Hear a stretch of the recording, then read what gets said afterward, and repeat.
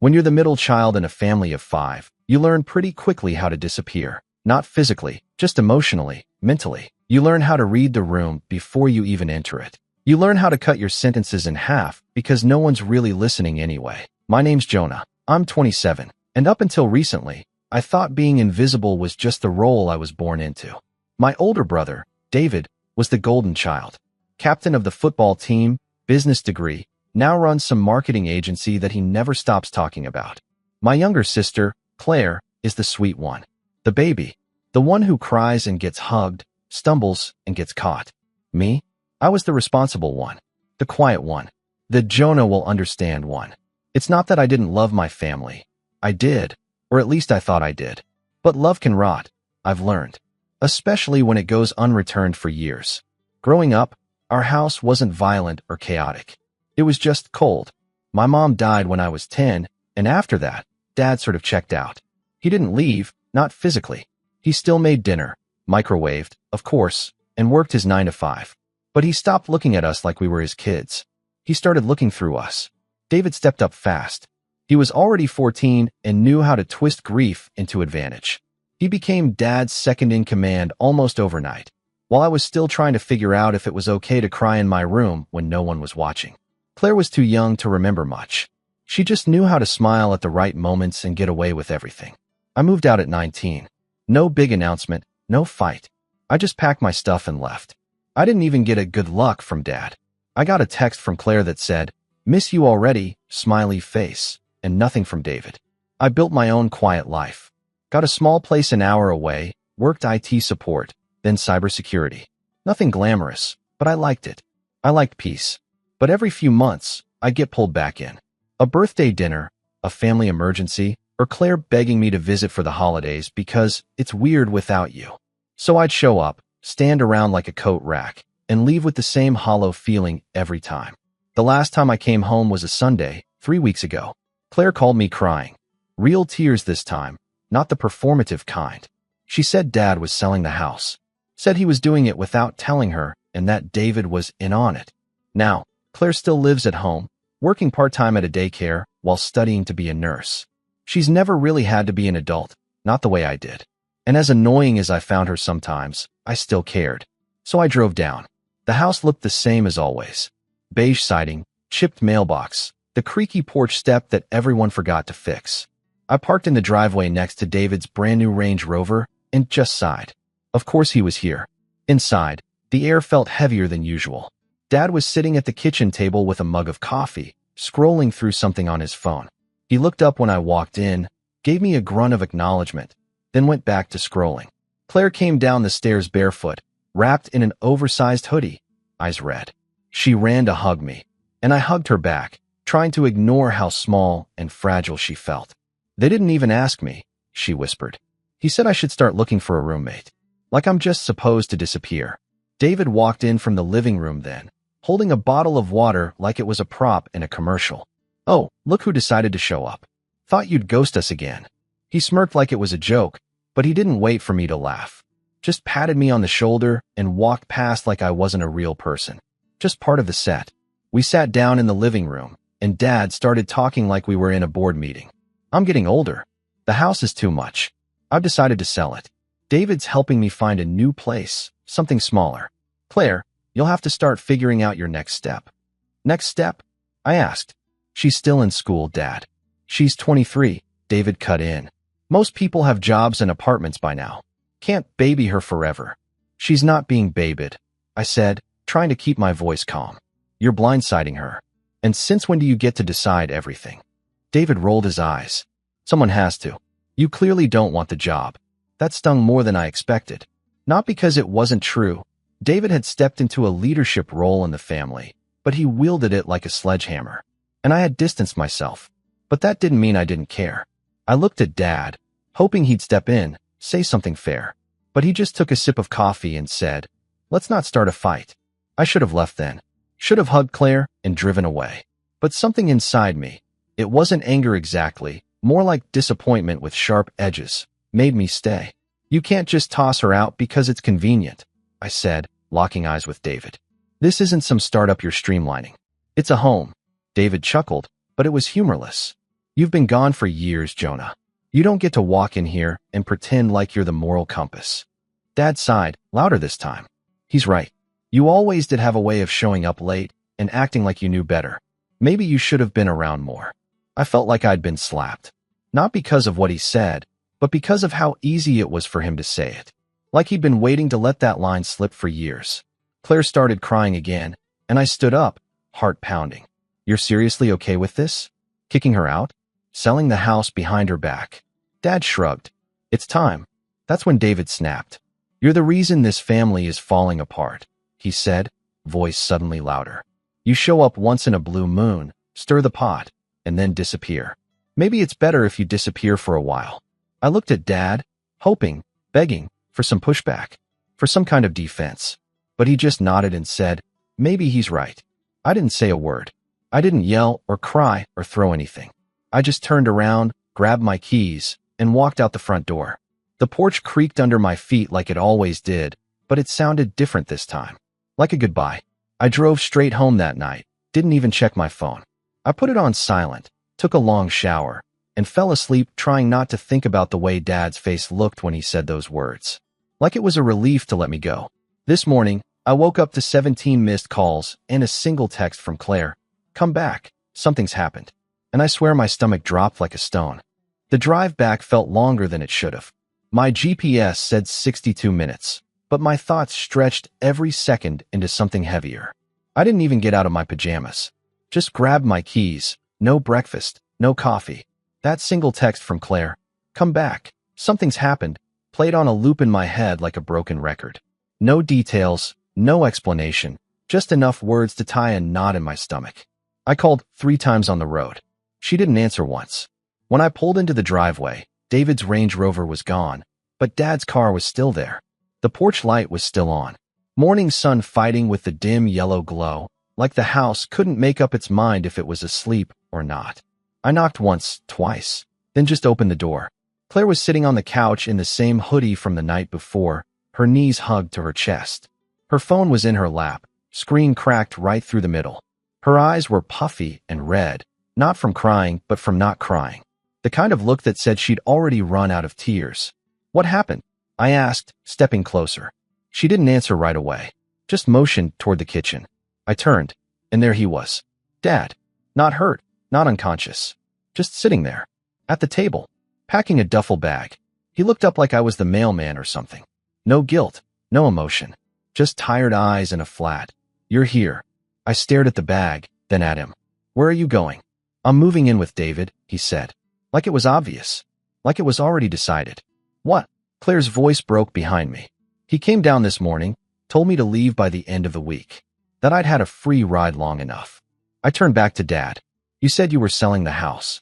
You didn't say you were kicking her out today. I didn't say today, he said. But David made some good points. He's got an extra room. It's better this way. Better for who? That's when I noticed it. The manila envelope on the table. The corners were slightly bent, like someone had been gripping it too hard. I didn't even ask, I just picked it up. Inside were copies of documents. Sale agreements. A wire transfer summary. A final notice from the title company. The house wasn't being sold. It had been sold. 2 days ago. Without a single word to Claire. I felt the breath leave my chest. You already sold it? He didn't flinch. We didn't think you'd be interested. David handled the paperwork. I signed where I was told. We got a good offer. I looked at Claire, who was just staring at her phone like she wanted to disappear. So that's it. No warning, no backup plan, nothing? You're just, what? Leaving her homeless. Dad finally stood up. She's an adult. She'll figure it out. Something cracked inside me at that. Not loud. Just a hairline fracture in the part of me that still thought maybe he had a heart buried under all that detachment. I told you I needed time, Claire said softly. You said I had time. Dad slung the bag over his shoulder like it weighed nothing. Plans change. And just like that, he walked past me. No hug. No apology. Not even eye contact. The door clicked behind him, and it was like the house exhaled. Claire didn't cry. Not this time. She just got up, walked to the kitchen sink, and turned on the faucet like she was trying to drown out the silence. I stood there with the envelope still in my hand, staring at the spot Dad had just vacated. What do we do now? She asked, her voice barely above a whisper. I didn't have an answer. The next few days were a blur of cardboard boxes and awkward texts from distant relatives who had no idea and wished they could help. David never called. Not once. Dad sent one message that read, "Hope everything works out. Take care of your sister." Like he was absolving himself of all responsibility with a text. I took time off work. Helped Claire move what she could into a storage unit I paid for. She stayed at my apartment for a while, sleeping on the couch with her headphones in every night, zoning out to the same 5 sad playlists on repeat. I didn't ask her what she was listening to. I figured whatever it was, it helped her hold it together. About a week later, she got a part-time job at a diner nearby. Started looking at studio apartments. But you could tell it still haunted her. The look on Dad's face. The way he left. The fact that David, our brother, had orchestrated the whole thing without blinking. Then one night, I came home from the store and found her sitting at my desk. My laptop open. My bank statements on the screen. "Hey," I said gently. "What are you doing?" She looked up slowly. "You sent them money." I didn't lie. "Yeah." "Why?" "Because they asked." I'll never forget the look she gave me. A mix of betrayal and confusion. Like I'd switched sides in a war she didn't even know we were fighting. "They kicked me out. Sold the house. Left me with nothing. And you sent them money?" "It was for Dad's medical bills," I said. "At least, that's what he said." She scoffed. "Of course he did." That night, we didn't talk much.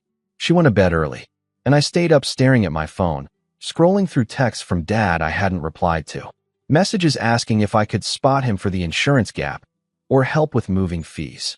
All wrapped in guilt-laced bows. You know, I wouldn't ask if I had any other option. David's covering most of it, but we're a little short this month. I had been sending him money for months. Not much, maybe a few hundred here and there, but enough. Enough to keep the illusion going. And I realized something then. He didn't ask David, because David wouldn't have helped. He asked me, because I always did. 2 weeks later, Claire finally found a place. Tiny studio, barely enough room to breathe. But it was hers. I helped her move in, carried boxes up narrow stairs, and pretended not to notice the water stain in the corner of the ceiling. She smiled like she was okay, but I could tell she was still watching the door, still hoping maybe Dad would show up. He didn't. Then the real bomb dropped. Claire came home from work one afternoon with a letter in her hand. No return address. Just her name, handwritten on the front. Inside, a formal notice. David was filing for emergency power of attorney over Dad's estate. Health-related, which would include access to everything. Claire wasn't mentioned once. Neither was I. We didn't even know Dad had health issues. He never said a word. But apparently, David was already in the process of moving Dad into a long-term care facility and getting control over his finances. The house money, the joint accounts, the remaining investments. All of it. I called David that night. He answered on the second ring like he'd been waiting. "Jonah," he said, like I was a nuisance. "To what do I owe the honor? Why didn't you tell us?" "Tell you what?" "That you were going after Dad's estate." He didn't even try to deny it. "Because it's none of your business. Claire's not in a position to make decisions, and you haven't been part of this family in years. Someone had to take responsibility. He's not dying, David. He's not well either. And frankly, I'm done watching him struggle because you two can't get your lives together." There it was, the mask slipping. "You're not doing this for him," I said, voice low. "You're doing this for you. Think what you want. I'm protecting what's left of our family." And then he hung up. Just like that. That was the moment something inside me snapped. The moment I realized this wasn't about money or control. It was about power. David had always been the favorite, the fixer, the one who made the rules and broke them in the same breath. And I had always been the one who let it happen, who stood at the edge of the family picture, just out of frame, watching it all go down. But not anymore. Not this time. Because if David wanted a war, I'd give him one. And I wouldn't be fighting fair. I didn't go nuclear right away. That's not how I operate. David likes loud wins. He wants people to know he's in charge. Me? I've always been the quiet one. The observer. The shadow in the room that remembers everything. And it turns out, being overlooked for most of your life gives you a kind of power too. People forget you're even there. And when they do, they say things. They slip up. They underestimate you. Still, for a while after that call, I did nothing. Not out of fear, out of exhaustion. I felt drained in a way I couldn't explain. My dad was gone. Not dead, just unreachable. My brother had locked us out of everything. Claire was trying to rebuild with next to nothing, and I kept thinking about that one line Dad said before walking out. Maybe it's better if you disappear for a while. That sentence haunted me. I didn't tell Claire about the call. I didn't tell her I knew about the power of attorney filing or that David was already meeting with estate lawyers. She was fragile enough. She'd just started settling into her new apartment, decorating it with thrift store finds and cheap fairy lights like a teenager trying to make her dorm room feel like home. She was working 6 days a week and still struggling to afford groceries. The last thing she needed was to hear that David was tying a legal noose around our family's neck and grinning while he did it. I hit my own version of rock bottom the night. I checked my savings account and realized I had barely enough to pay my rent. Between helping Claire move, covering her deposit, paying for Dad's medical bills, and fronting the storage unit costs, I'd burned through my emergency fund. And it hit me all at once. I was 27, broke, and barely holding the pieces together. My job wasn't stable either. We'd had layoffs recently, and my name had been on a spreadsheet labeled Phase 2.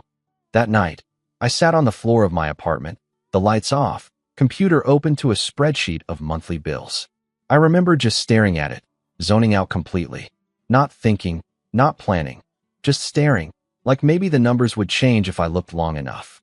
They didn't. I slept on the floor that night. I didn't even brush my teeth, just curled up in a hoodie. And when the morning sun hit my face through the blinds, it felt like a reminder that the world didn't care how tired I was. That's when something shifted in me. There was no dramatic speech, no movie montage, just a quiet, painful realization that no one was coming to fix this. David wouldn't apologize. Dad wouldn't wake up one day and say, I was wrong. The house wasn't coming back. The childhood I clung to like a bad habit. It was over. All of it. Burned to the ground. But maybe I could build something new. I started small. I opened a Google Doc and titled it, The Plan. I listed out every skill I had, every connection I hadn't called in, every loose thread David might have left behind.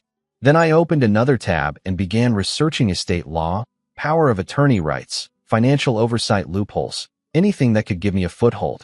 I also started freelancing again. I'd done some cybersecurity contract work a few years back, mostly low-level stuff, password audits, data risk evaluations for small businesses. Boring work, but it paid. I reached out to a couple old clients and got 2 hits almost immediately.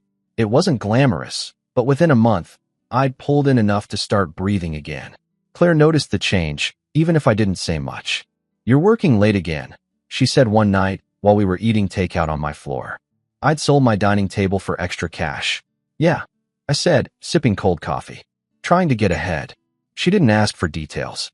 Just nodded and quietly slid her half-finished noodles into my fridge like she always did. And for the first time in a long time, I saw her relax. Just a little. As I rebuilt, I started watching David more closely. I followed his company's Instagram. I set Google alerts for his name and his agency. I scraped the business registry and found something interesting. He'd launched a new investment subsidiary last year. Fancy name, but the filings were messy. Inconsistent addresses. One of the forms was signed by someone who didn't exist. A quick LinkedIn search confirmed it. Fake employee. Classic paper trail cleanup. I took screenshots. I backed up everything. And then I started digging into Dad's new care facility. It wasn't what you'd think. No white halls and friendly nurses. It was an upscale apartment complex in a rich suburb, with a concierge and in-house medical check-ins. The kind of place that billed itself as independent senior living with full concierge health management. Translation, a retirement resort where they check your blood pressure while you sip martinis. Claire and I went together. We said we were dropping off medication. The front desk didn't even ask for ID, just buzzed us in and pointed down the hall. Dad looked surprised when we walked in. Not guilty, just surprised. Like he hadn't planned for this part of the story. Jonah, Claire, what are you doing here? Claire's voice cracked immediately. Why didn't you tell me you moved here? He looked tired, frail even, but his words were firm. David said you were upset. I didn't want to make it worse. Upset, she echoed. You kicked me out of my home. He winced, but didn't apologize. Just sat down slowly and asked if we wanted tea. We didn't. I looked around the place. Expensive furnishings. Wall-mounted flat screen. Smart thermostat. The works. You're paying for all this? I asked. He hesitated. David's covering the upfronts. He said we'd figure it out once the accounts were settled. And by settled, I said, you mean after he gets full control of everything you own? Dad didn't answer. Claire left the room then. Too angry, too hurt. And that's when I leaned in and asked, why him? His voice was barely above a whisper. Because he said he had a plan. So did I.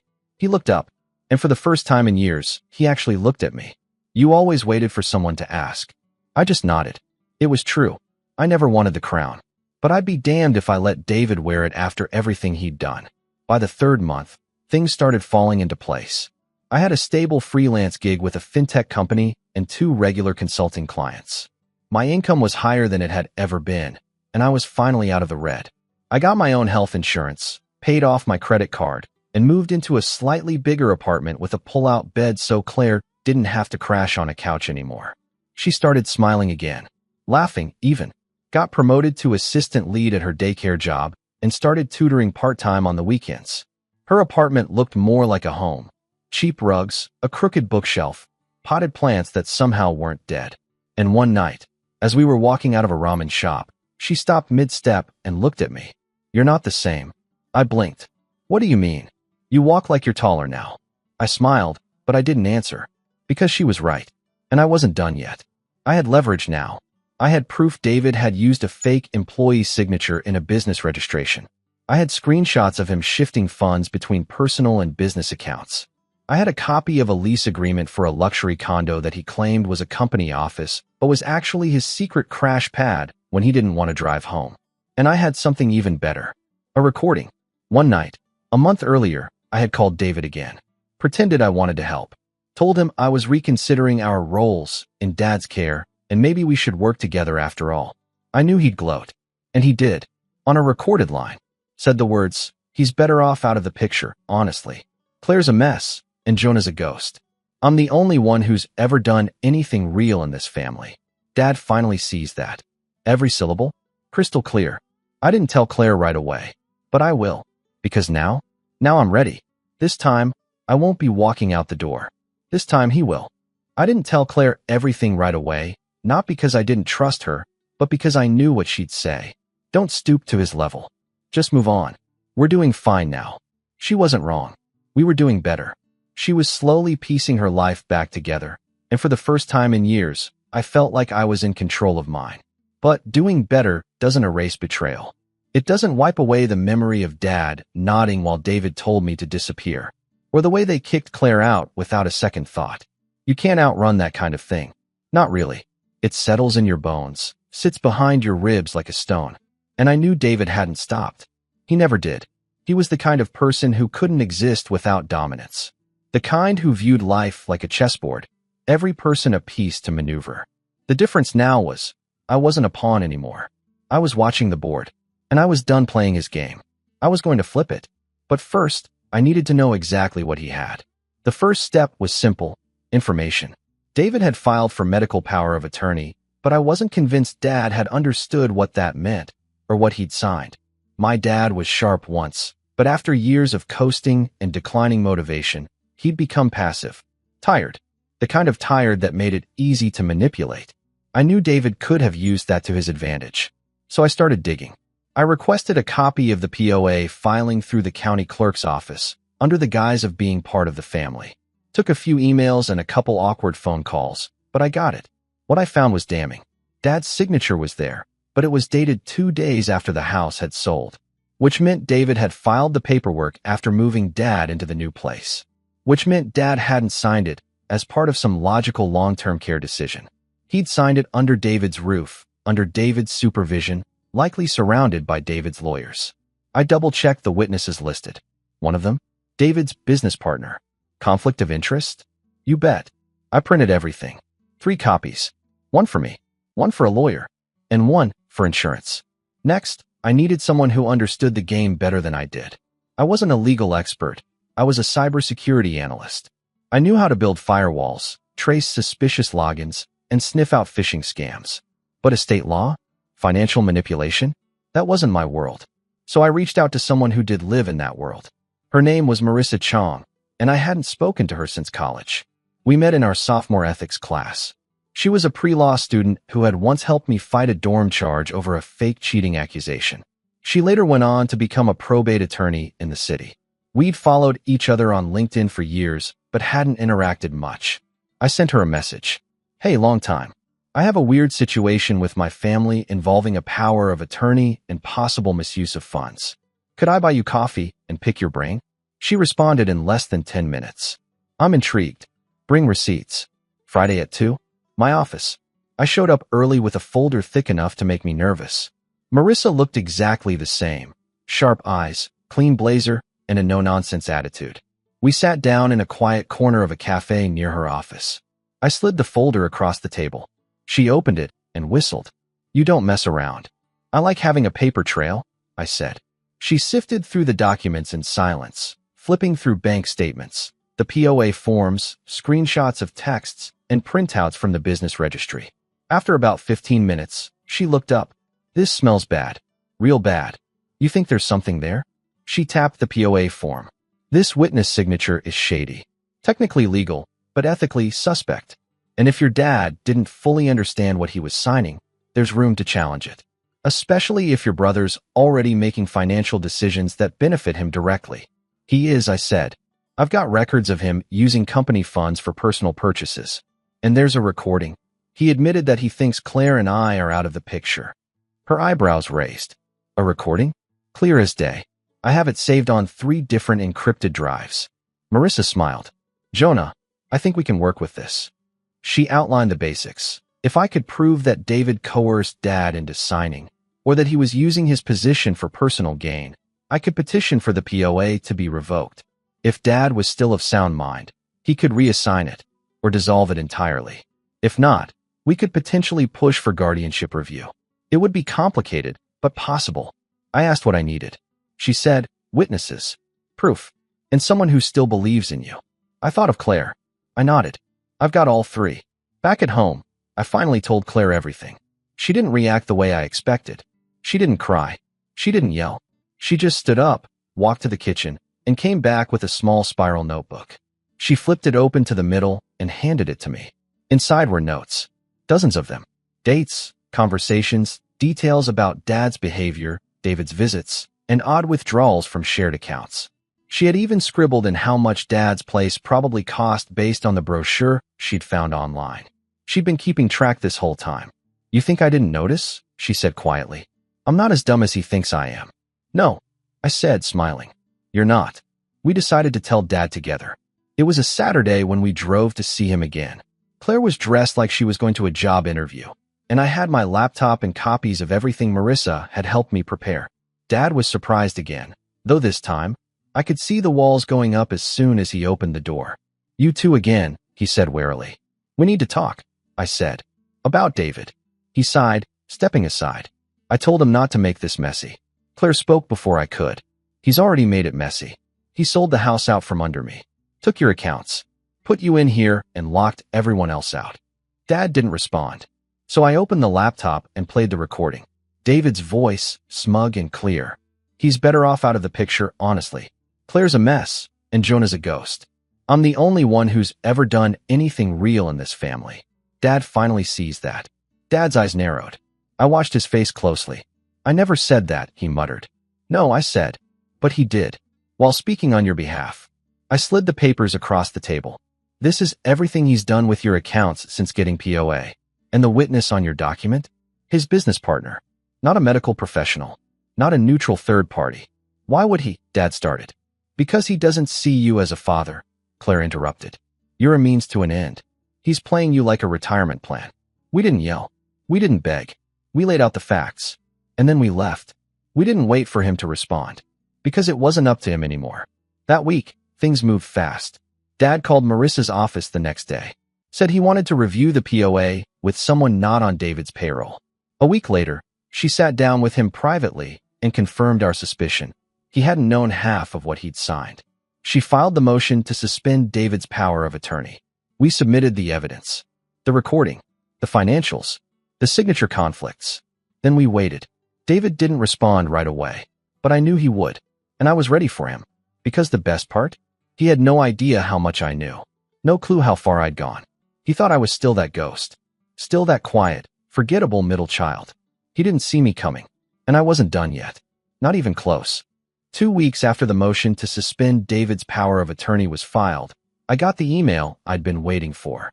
Subject: Hearing scheduled. Estate review petition. From Marissa Chong. Body: Jonah, we're on. Your father will be present. Claire should attend. David has been notified. I read it twice, then once more for good measure. This was it. The moment everything we'd endured, the betrayal, the silence, the dismissal, started to tilt in our favor. But this wasn't about winning in a dramatic courtroom showdown. I didn't want revenge that looked like a scene from a legal drama. I wanted something colder, smarter, permanent. I wanted David to fall under the weight of his own ego. And now, the cracks were starting to show. He called me the day before the hearing. For the first time in months. You really think you're going to win this? His voice was tight, controlled, almost amused, but not quite. You have no idea what you're doing. I'm not doing this for me, I said calmly. You made this bed, David. You tucked the corners in tight. Jonah, he sighed, and for the first time, I could hear it, the hint of panic buried beneath the performance. You've always been soft, always wanted people to like you. But this isn't you. You don't belong in this fight. I smiled, even though he couldn't see it. That's where you're wrong. I've always belonged here. You just never noticed. Then I hung up. Claire and I drove to the courthouse together. Neither of us spoke much. She held a folder on her lap the whole time, the one with her spiral notebook and copies of the withdrawal logs David thought no one noticed. I had my laptop and the recording, cued and ready. We walked into the hearing room at 10:58. David was already there, seated across the aisle in a tailored suit, flipping through his phone like this was just another Monday meeting. He didn't look at us. Dad sat near the front, quiet, hunched in a beige windbreaker. I didn't know what he was thinking. He hadn't spoken to either of us since the last visit. But he was here, and that mattered. When the judge entered, we all stood. The hearing began. Marissa spoke first, calmly presenting the motion to suspend and review the medical and financial power of attorney, citing evidence of undue influence, self-serving financial activity, and ethical violations in the witnessing process. She was methodical, sharp. The room went still when she played the audio clip. David's voice filled the space. He's better off out of the picture, honestly. Claire's a mess, and Jonah's a ghost. I'm the only one who's ever done anything real in this family. Dad finally sees that. I didn't look at Dad when it played. I didn't have to. After that, David's lawyer scrambled. Claimed the tape was taken out of context. Claimed the financial decisions were legitimate. Claimed the witness wasn't a conflict of interest because the document technically met the state requirements. Technically. It was his favorite word. But the judge wasn't buying it. Not with everything laid out. Paper trails, conflicting signatures, false employee filings, and the lease agreement on David's company condo that had nothing to do with elder care. Then came the best part. See, I hadn't stopped at just exposing David's manipulation of Dad. I'd kept digging. Through his business. And through his second investment arm. What I found was a shell company registered to a P.O. box in Delaware, tied to 2 dummy accounts. Those dummy accounts had received multiple payments from Dad's estate after David got POA. Marissa presented it like a magician pulling a rabbit from a hat. And here, she said, we have wire records from a shell entity called Garnet Fold Holdings. The bank account ends in 7731. That account received 3 separate payments of $11,000 each, all labeled facility support, originating from the estate account in question. However, Garnet Fold is not affiliated with the care facility Mr. Reynolds currently resides in. The judge raised an eyebrow. David's lawyer tried to object, but it was weak. Claire leaned over and whispered, "He's sweating." I didn't even have to look. I knew. The judge called a recess. 10 minutes later, we were back in. Final judgment. Power of attorney suspended pending formal review. Access to all estate accounts frozen. Financial control transferred to a neutral third-party fiduciary appointed by the court. Review of David's conduct submitted for ethical and legal investigation, with potential civil penalties pending the results. David stood there in silence, face pale, lips pressed tight. Then he turned and walked out. No smugness, no smirk, just gone. Claire exhaled, shaky and slow. Her eyes welled up, but she blinked it away. Dad didn't say anything until we were outside. We stood under the courthouse steps, the autumn wind tugging at our jackets. He looked at me. Really looked. I didn't know, he said softly. I know, I replied. You should have. He nodded. There was nothing else to say. A month passed. David didn't call. He couldn't, even if he wanted to. Our father's accounts were sealed, his access revoked. The court-appointed fiduciary reached out to me and Claire to confirm our dad's expenses were now being handled with transparency. Every statement was clean. No more shadow payments. No more missing funds. The shell company was under formal review. And while the criminal side was still pending, David's name had already started to lose its shine in his business circles. His agency's social media went quiet. His personal accounts went private. Marissa told me, over another coffee, his name will never carry the same weight again, even if he avoids jail. I'm okay with that, I said, because this wasn't about jail. It was about truth. It was about dragging everything he'd buried into the sunlight and watching him squint against the brightness. Claire started coming by more often. Her apartment was cozier now, warmer.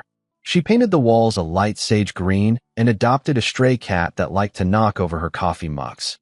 One evening, we sat on my balcony, wrapped in blankets, watching traffic buzz in the distance. She nudged me. You really did it. We did it, I said. She smirked. You were the brains. I was just the girl with the notebook. Hey, I laughed. That notebook kept us grounded. Then she got quiet. What happens now? I knew what she meant. The family. The pieces. I don't know, I said honestly. Maybe nothing. Maybe we rebuild.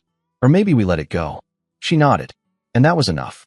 3 months after the hearing, I got a letter in the mail. It was from David. Just a single page. Jonah, I don't know what to say. Maybe I never did. You were always quiet. Always there, even when none of us deserved you to be. I messed up. I won't make excuses. I thought I was doing what had to be done, but somewhere along the way, I stopped seeing people as people.